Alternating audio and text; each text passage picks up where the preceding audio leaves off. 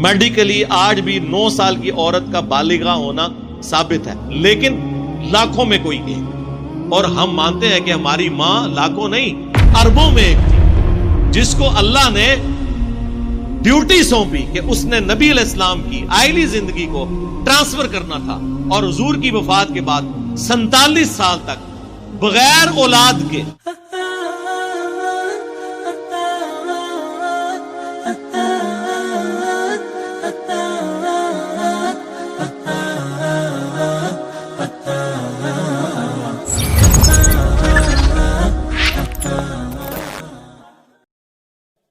وَإِلَى الْأَرْضِ كَيْفَ سُطِحَتْ، یہ وہ آیت نمبر 20 جو بی جے پی کی وہ جو خاتون تھی، انہوں نے یہ کہا کہ جی وہ 88-20 انہوں نے یہ بولا تھا، یعنی چیپٹر نمبر 88 سورۃ الغاشیہ آیت نمبر 20،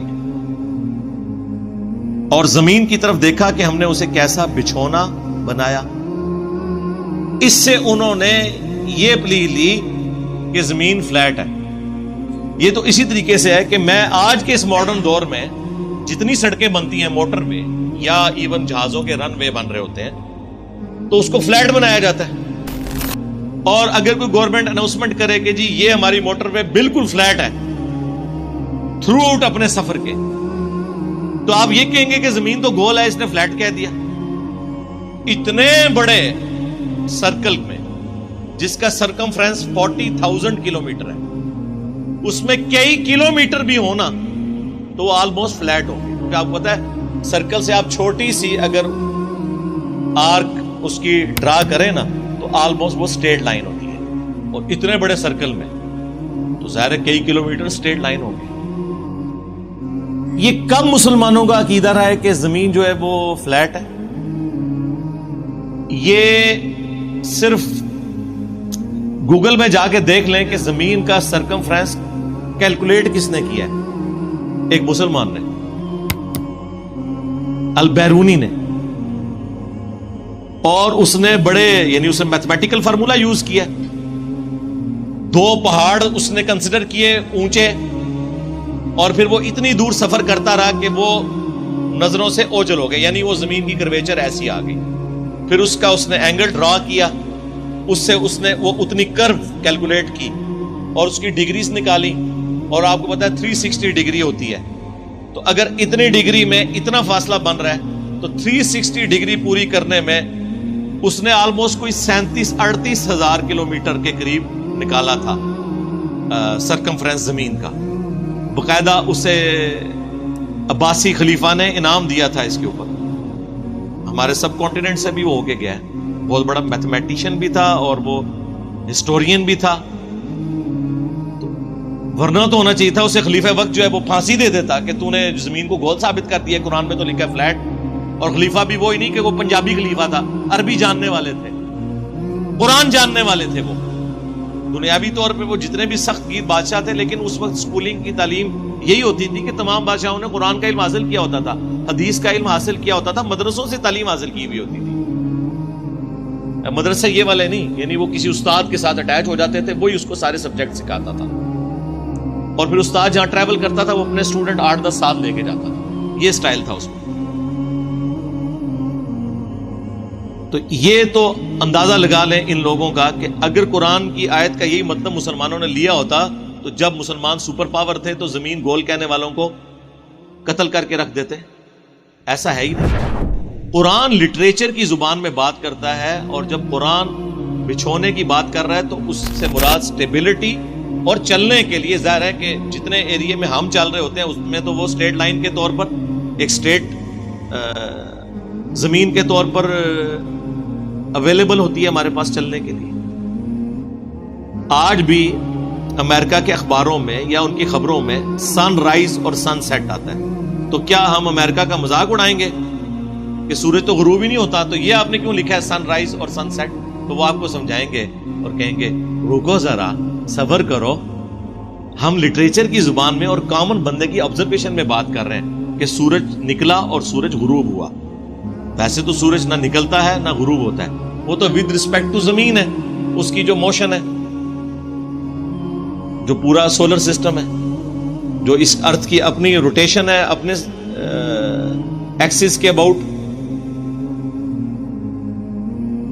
हर सेकंड के अंदर आधा किलोमीटर, और फिर जो सूरज के गिर्द रफ्तार है और फिर पूरे निज़ाम शमसी की जो रफ्तार है, वो आप मेरी वीडियो देख लें, फ्रॉम क्रिएशन टू क्रिएटर, तो वो सारी चीजें उन्होंने उसमें कैलकुलेशन जो मैंने बताई है वो पूरी उन्होंने डिस्प्ले करके बताई है। तो लिटरेचर की जुबान में बात हो रही होती है।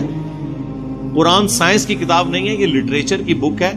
साइंटिफिक फैक्ट्स बयान हुए हैं, लेकिन वो साइंस की जुबान में नहीं बयान हुए थे, वो एक कॉमन बंदे की ऑब्जर्वेशन के पॉइंट ऑफ व्यू से। वो अक्सर कह रहे होते हैं जी, वो जी सूरतुल कहफ में लिखा है कि वो जुल्करनैन बादशाह ने सूरज को एक कीचड़ में गुरूब होते हुए पाया। यार वो आप समुद्र के किनारे जाएं तो आप एक कॉमन ऑब्जर्वेशन तो यही है ना कि समुद्र के अंदर वो गुरूब होते हुए पाया, एग्जैक्टली हो तो नहीं रहा होता।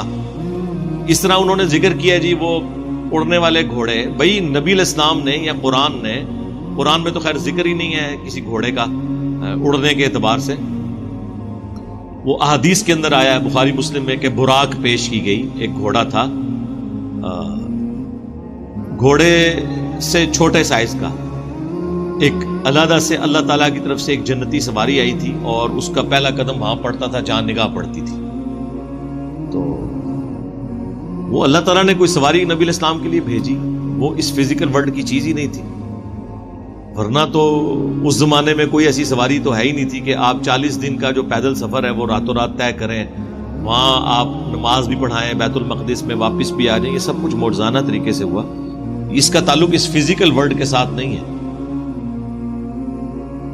ये ईमान बिल गैब से ताल्लुक रखती है चीजें, और ये उनके लिए होंगी जो पहले एग्जिस्टेंस ऑफ गॉड को मानेंगे, उसके बाद आगे मामला चलेंगे। इसका मुकदमा ये नहीं डिस्कस होगा कि हमने ये साबित करना है, हमने नहीं कोई साबित करना, ना हमें जरूरत है साबित करने। हमने खुदा की एग्जिस्टेंस के ऊपर बात करनी है कि ये क्रिएशन किसी ने बनाई है या खुद बन गई है, क्या ये किसी का डिजाइन है या ये एट रैंडम सारे मामला चल रहे हैं। जमीन का सूरज से फासला, ये जो फाइन ट्यूनिंग है किसी के रखने के ऊपर है, ये खुद ब खुद है कि वो इस जमीन को रहने के काबिल बनाया गया है।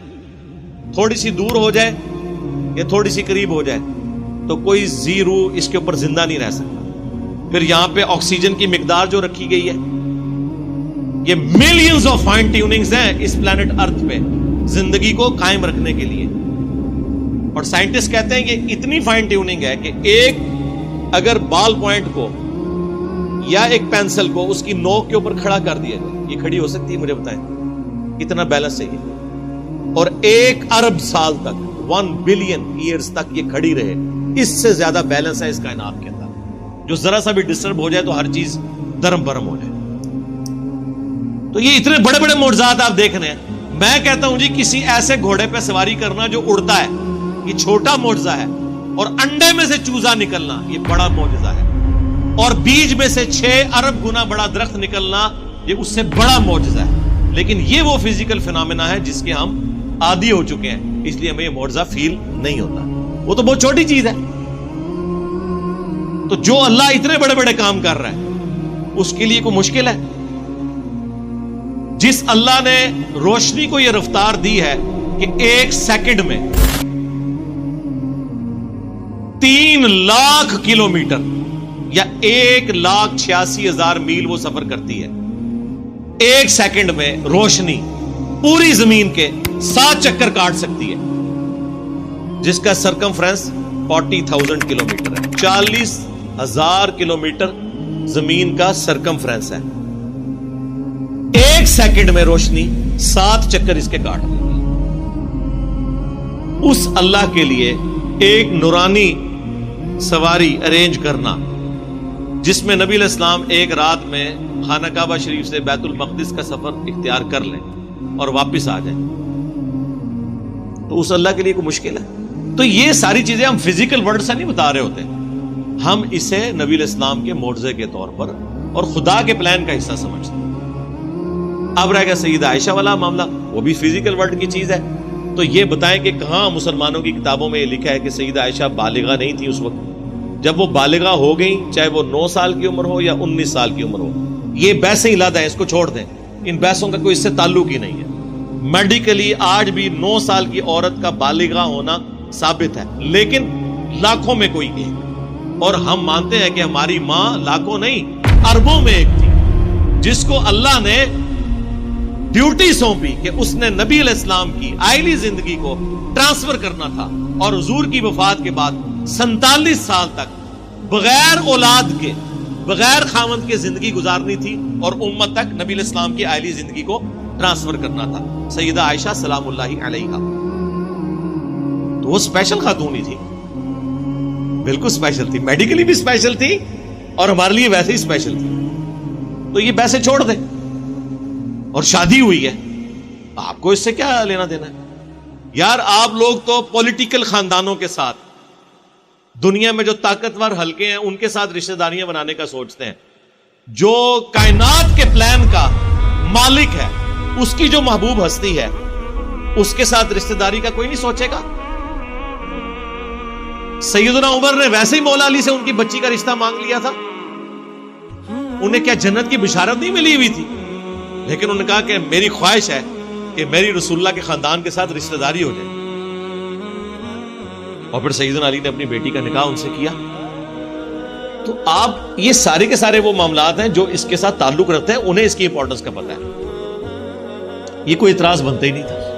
اسی طریقے سے اسلام میں لکھا ہوا ہے قرآن کے اندر کہ جی جو بھی کافر نظر آئے اسے قتل کر دو۔ سرکار ہم آپ سے کہیں گے رکو ذرا، صبر کرو، کہاں لکھا ہوا ہے؟ اس کے آگے پیچھے پڑھو، سورہ التوبہ کھول کر دیکھو، وہ تو سراپا رحمت ہے۔ اللہ کے غضب بھی اس میں بیان ہوا، لیکن وہ سراپا رحمت ہے کہ اس غضب کی حالت میں بھی کہا گیا ہے کہ اب بھی اگر کوئی امن مانگتا ہے اسے امن دو، تاکہ وہ قرآن سنے اور اللہ کی طرف رجوع لے آئے۔ مسلمانوں اور کافروں کی ایک پیس ٹریٹی تھی جس میں ڈیسائیڈ ہوا تھا کہ جب یہ ٹریٹی ٹوٹے گی تو اس کے بعد کوئی اس کو پھر فالو نہیں کرے گا، اور وہ کافروں نے ٹریٹی توڑی تھی۔ جب کافروں نے وہ ٹریٹی توڑ دی، اس کے بعد وہ ایکٹیویٹی پرفارم کی گئی کہ اس زمانے میں جن لوگوں نے یہ بد عہدی کی تھی، اور بد عہدی کی سزا اس زمانے میں یہ مانی جاتی تھی، اس کے اگینسٹ یہ ساری باتیں ہوئی ہوئی ہیں، نہ کہ یہ ہے کہ جو بھی کافر نظر آئے۔ یار مسلمانوں نے 300 سال یہاں حکومت کی ہے، آج بھی 50% سے زیادہ، بہت محتاط اندازہ لگا لیں، ورنہ میرے نزدیک تو 70% سے زیادہ اس وقت بھی سب کانٹیننٹ میں کافر ہیں۔ تو اگر تلوار کے زور پہ آپ کو مسلمان بنانا ہوتا تو مسلمان بنا نہ لیتے۔ میرا تعلق تو ویسے ہی مغلیہ خاندان سے ہے، اور ہمارے بڑوں نے حکومت کی ہے یہاں پہ، ہم ان کی حکومت کو مسلمان حکومت سمجھتے ہیں، اسلامی حکومت نہیں سمجھتے۔ جتنے ان کا یہاں پہ زور تھا، تلوار کی نوک کے اوپر سب کو کلمہ نہیں پڑھا سکتے تھے، نہیں پڑھایا۔ دوسری طرف ضرور غلب کر لیا جلال الدین اکبر نے کہ اس نے ہندو عورتوں سے بھی شادیاں کی ہوئی تھی۔ مسلمان ہمیشہ مائنورٹی میں رہے یہاں پہ، لیکن پھر بھی حکومت میں رہے، اس کے باوجود انہوں نے کبھی تلوار کے زور پہ لوگوں کو مسلمان نہیں کیا۔ لہٰذا یہ بالکل، البتہ جو شروع میں اسلام پھیلا رومنز اور پرشین کے خلاف، تو ظاہر ہے وہ بدماش حکومتیں تھیں، استحصال کرتی تھیں عوام الناس کا۔ وہ عوام الناس نے خود مسلمانوں کو ویلکم کیا جب ان کے ظالم حکمرانوں سے مسلمانوں نے نجات دلائی ان کو، اور وہ اللہ تعالیٰ کے پلان کا حصہ تھا کہ دنیا کو فریڈم آف ایکسپریشن دینا ہے۔ اسلام دور جدید کا خالق ہے۔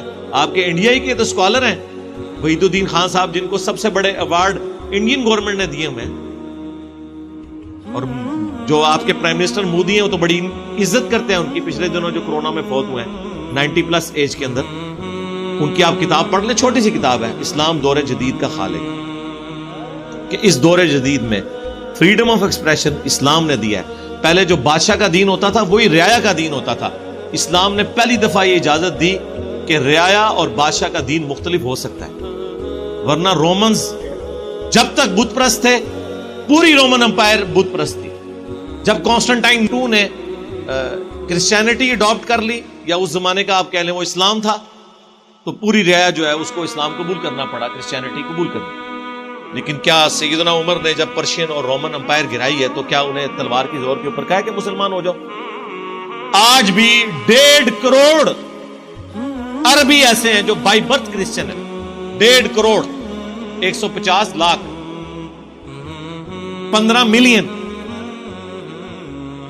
ورنہ عرب ملکوں میں تو کوئی نہیں بچنا چاہیے تھا۔ اور ان 1400 سالوں میں عرب میں کبھی غیر مسلم کی حکومت نہیں رہی ہے، ایٹ لیسٹ حرمین کی سرزمین کے اوپر۔